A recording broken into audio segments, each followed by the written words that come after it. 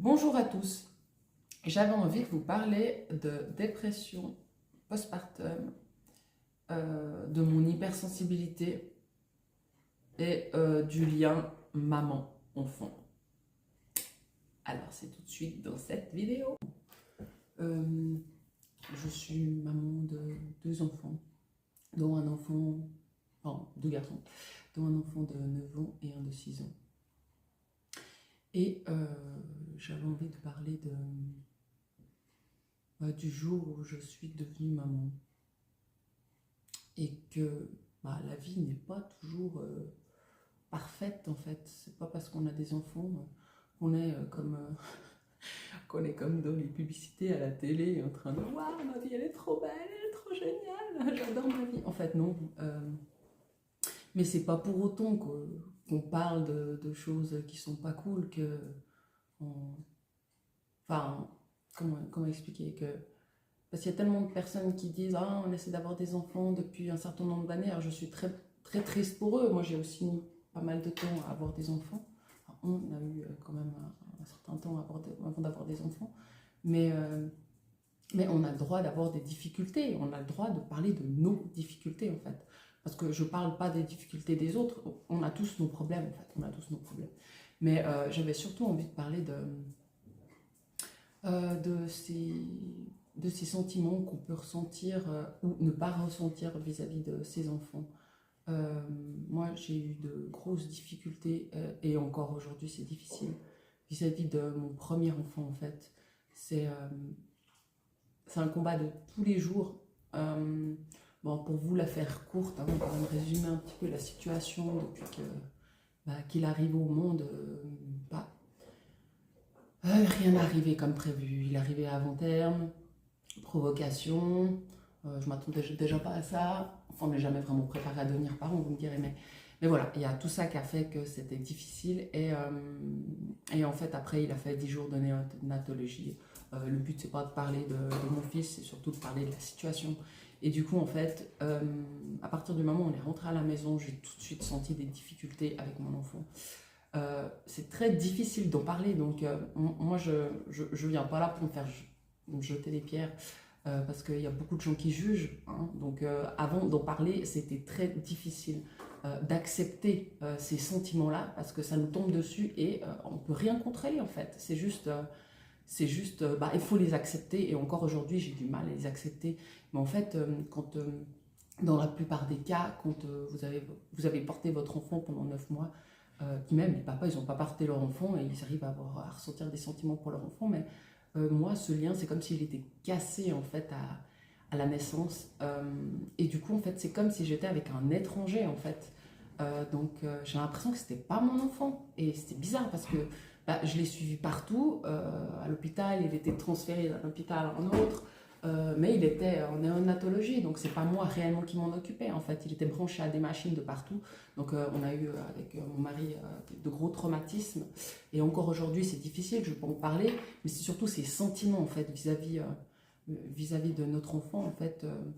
Où on n'arrive pas à créer ce lien. Et c'est pas dire que j'ai rien fait pour essayer d'avancer, hein. J'ai fait beaucoup de thérapie, j'ai vu une psychologue pendant 2 ans et demi, j'ai vu des kinésiologues, j'ai fait de l'hypnose, j'ai fait de la biorésonance, j'ai fait vraiment énormément de choses pour essayer d'aller mieux.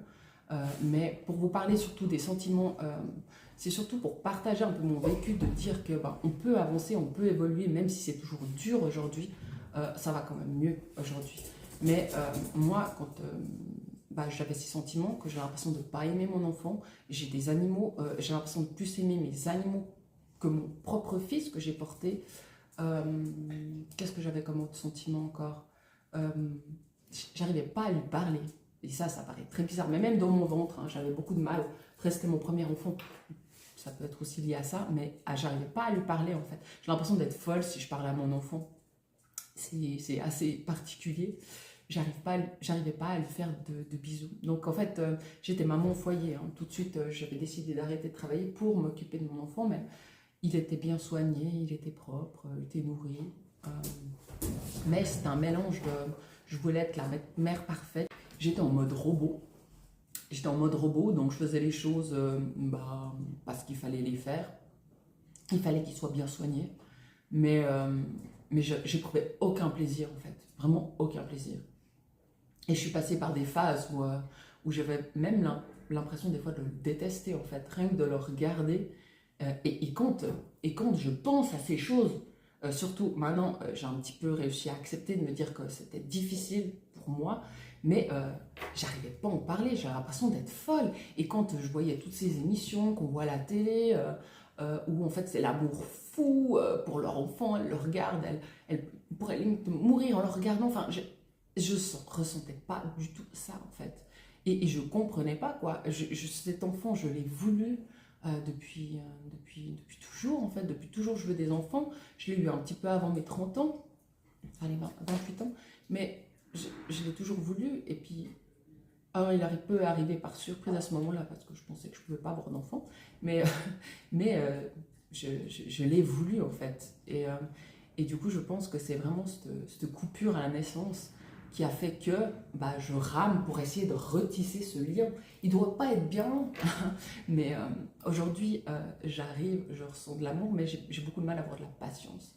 J'ai un deuxième enfant, et avec lui, c'est l'autre opposé en fait, tout est facile, tout est simple, et tout vient naturellement. Pourquoi j'arrive pas à créer ce lien, tous les jours, je me sens coupable. Tous les jours, c'est difficile parce que je sens que je lui en demande plus. Et pour en rajouter une couche, c'est un enfant autiste, donc il a beaucoup de difficultés. Alors j'ai tout fait pour lui, hein. Il a eu beaucoup de soucis de santé, il a fait de l'épilepsie, donc je me suis battue pour tout, je l'ai toujours bien soigné. Mais voilà, je me suis occupée de lui comme si c'était peut-être pas mon enfant, mais il y a bien des personnes qui adoptent et puis qui arrivent à ressentir de l'amour. Mais aujourd'hui, je sens quand même que je l'aime, mais c'est totalement différent. Alors, est-ce que c'est aussi ça peut-être, c'est que on ne s'entend pas avec tout le monde bien. Il y a toujours des différences de relation avec une personne, avec une autre. C'est peut-être simplement ça. Mais moi, je me sens toujours coupable vis-à-vis de ça. Donc, j'essaie toujours de bien équilibrer les choses, de faire toujours tout juste, la même chose pour l'un, la même chose pour l'autre. Mais je sens bien qu'au fond, c'est différent, quoi. Et c'est ça qui est toujours dur aujourd'hui. Mais voilà, j'avais envie d'en parler. Déjà parce que je pense que je ne suis pas la seule dans ce cas, parce que j'entends des personnes où c'est bien pire, hein, où c'est bien pire. Et c'est vrai que dans le passé, on m'aurait parlé de ça avant que j'ai eu des enfants et avant que je vive ça. Je pense que j'aurais été dans le jugement. Je pense vraiment que j'aurais été dans le jugement parce que j'ai pas vécu ce qu'on a vécu. Donc je l'aurais jamais compris en fait. Et avec tout ce que j'ai vécu aujourd'hui, je comprends ces mamans qui finissent par soit sauter la vie, soit ôter la vie de leur enfant, parce que c'est tellement dur en fait. On vit un cauchemar réveillé. Je crois que tant qu'on l'a pas vécu, on peut pas comprendre en fait. Donc il y a aussi ça, le fait de tout le temps juger un peu les situations des autres alors qu'on passe pas par là. C'est toujours dur pour moi justement. Et du coup, c'est dur aussi d'en parler parce que du coup, les gens, ils en ont honte. Ils en ont honte parce que c'est toujours des sujets tabous en fait. Mais je pense qu'il y a énormément de mamans ou de papas qui vivent ça. Parce que je ne suis pas la seule. Mon mari, il vit exactement les mêmes choses que moi et peut-être même au pire. Donc voilà, c'est peut-être que justement, c'est une manière d'en parler pour moi, de pouvoir un petit peu briser, comme j'ai dit, ce tabou, mais de briser cette culpabilité que je ressens tout le temps vis-à-vis de ça. Il faut juste accepter. C'est un enfant, il sera toujours déjà différent. Pourtant, j'ai l'impression d'avoir accepté ses différences. Au contraire, c'est moi la première qui a tout fait des tests et tout pour faire reconnaître sa différence, mais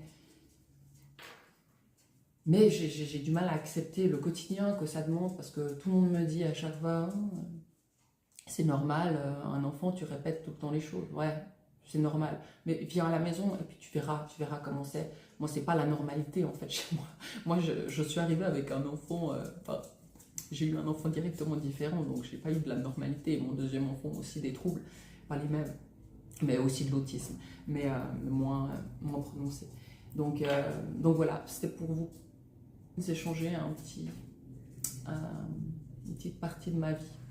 Donc j'espère que certaines se retrouveront, et puis si ça peut en aider d'autres à avancer et à comprendre ce qu'on vit, parce que c'est vraiment le début qui était vraiment difficile, quoi. Aujourd'hui, ça va mieux, et ça va de jour en jour, ça va toujours mieux, mais c'est vrai que ça fait toujours du bien d'en parler. Alors, tout beau.